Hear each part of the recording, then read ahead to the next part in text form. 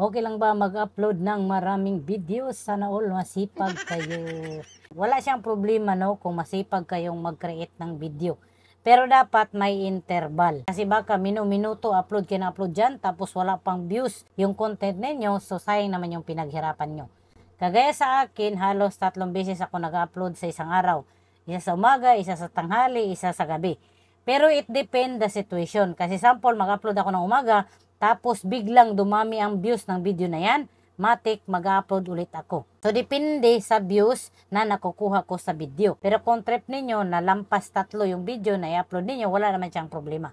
Basta maglagay kayo ng interval. Pagpahingahin nyo muna. Kasi sample, nakapag-upload kayo ngayon, yan pa yung ipapakita ni Meta sa mga followers at viewer ninyo. So kapag sinundan mo ulit yan, nag-upload ka, so yung una mong in-upload, hindi pa nagkaroon ng views, tapos nag-upload ka naman, so matatabunan na yun. So mas maganda maglagay kayo ng interval para yung mga video nag-i-post ninyo, hindi naman masayang at magkakaroon ito ng views para kumita din tayo.